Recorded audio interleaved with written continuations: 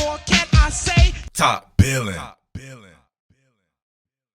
I Top Billin, of course, allow me to do my opening spill. Don't be coming up in here telling me what to do with my stuff. I'm going to do my shit the way I want to see it. And don't let your kids watch Top Billin.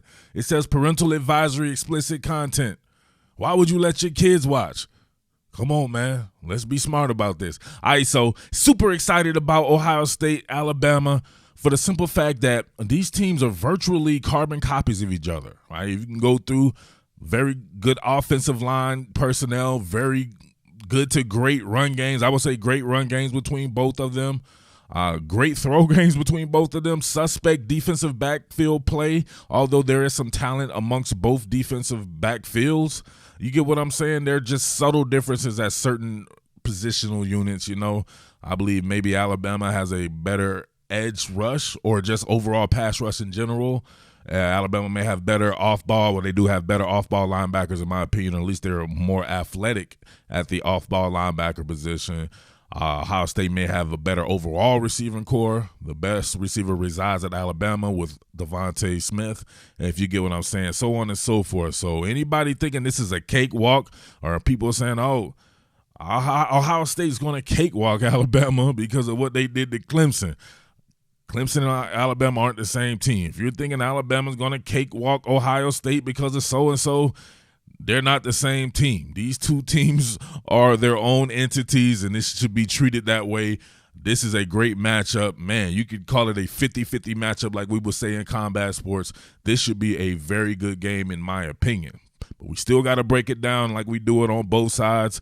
So on this one right here, we're going to start with Ohio State in this run game and what it may be able to do against Alabama. So if we're talking about working out of the stretch, Ohio State does a great job of working out of the stretch. At least these last couple of games, Trey Sermon is on fire. He's playing like he's Najee Harris's equal at the moment, so that's good to see there. The offensive line, especially against Clemson, you had, obviously got to count Jeremy Rucker here, but Thayer Munford, Matt Jones, your boy Myers, Wyatt Davis here, Nicholas Petit-Frere. These guys were doing mad work here. We're talking about the banger bounce theory. Remember the banger bounce theory. If it's there, you bang it in there. If not, you bounce that bad boy to the outside. A lot of banging going on. A lot of banging going on at Ohio State, if you get what I'm saying.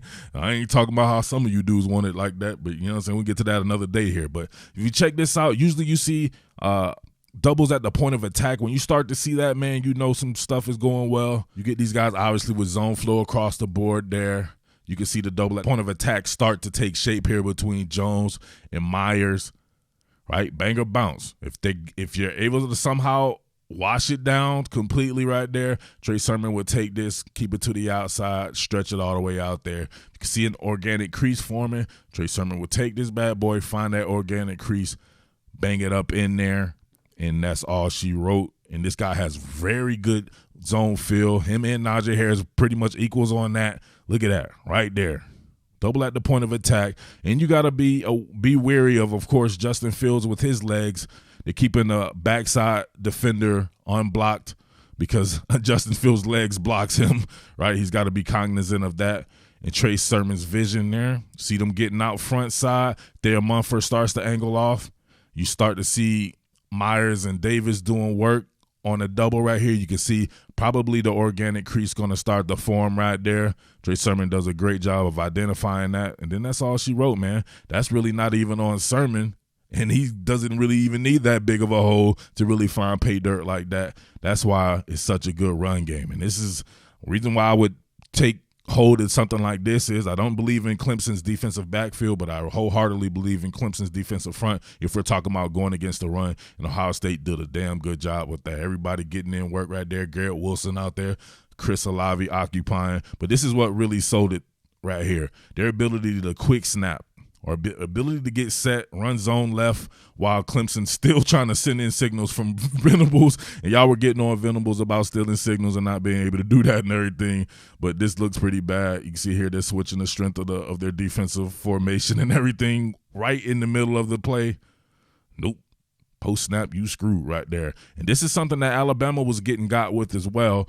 if you go back to the Ole Miss game. Now, I know it's been a long time since Ole Miss, but you could say that is the most balanced offense that Alabama faced, and it is a wicked offense. It is, to me, a top 5 offense easily in college football, and they had the same type of success with Alabama not being able to line up at the time. Check it out. All right, you can check it out right here. You got my man Christian Harris and Dylan Moses both trying to get everyone lined up, even Malachi Moore here.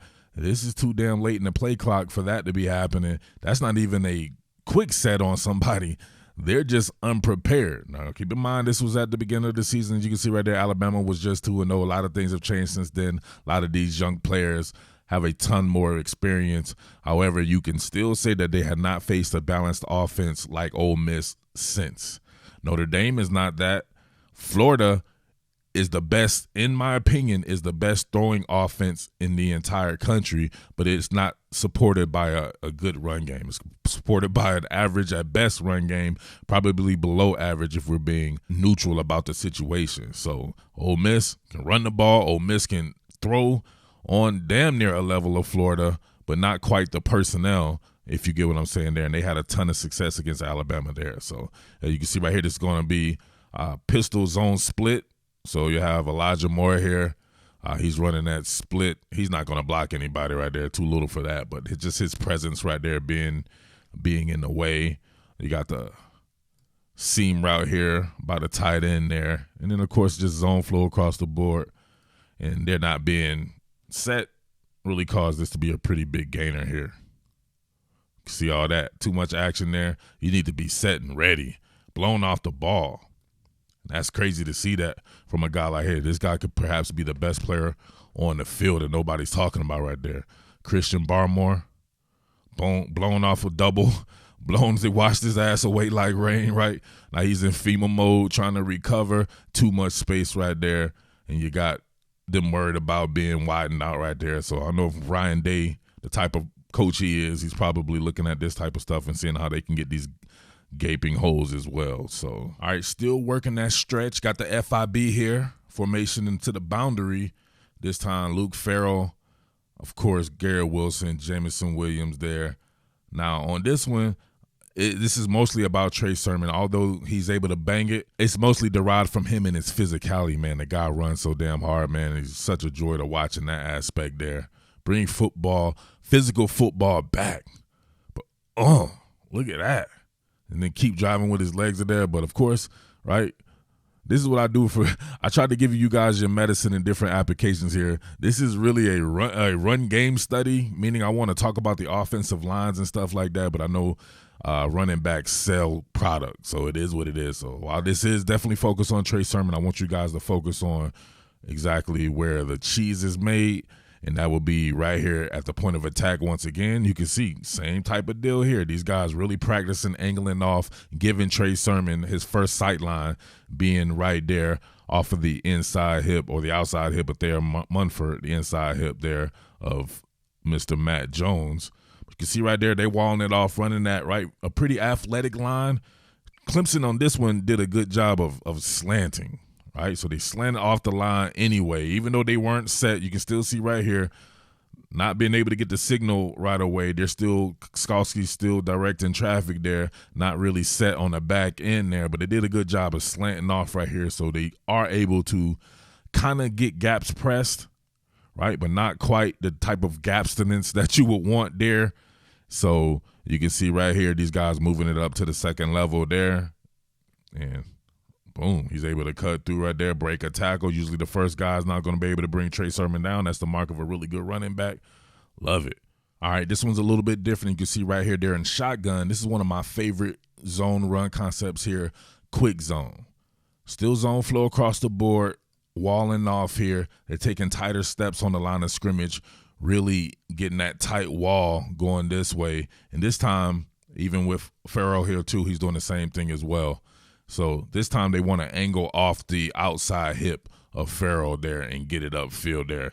Now this looks like it could be the bluff of some type of RPO, and I believe they actually did run a pass tag on the back of this particular run call here. I'm not sure. I'd have to look at another angle here to see who exactly they're optioning off of. It could be the safety here. I'm not sure what's going on the outer edges there, but it's a Really good play, quick zone. I love. You can hit him with a, look at that, boom. Just hits you so hard. Quick zone really hits you hard. Reality hits you hard, bro, right? So it does, at the very least, him doing this right here could bluff that he could come out the backside with it. That in itself is a threat.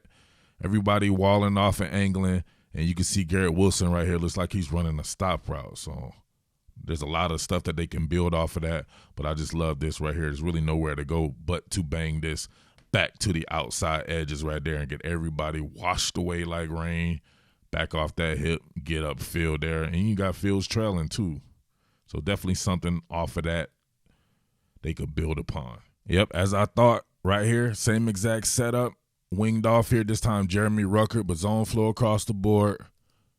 Looks like it could be the same exact concept here, even Garrett Wilson out here.